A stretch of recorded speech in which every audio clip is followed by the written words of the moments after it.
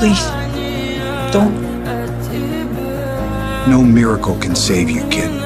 Mr. Stark, please. I don't want to go. I don't want to go, sir, please. Stark? So you're still holding on to that disappointment. Sorry. Now your death at my hands will be what defines your life.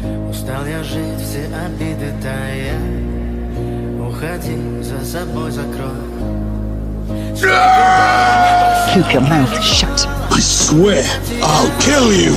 Do you really believe what you're saying? You believed you could defeat me, but as you can see, belief isn't enough. This is evolution, and all who resist will vanish, just like that boy.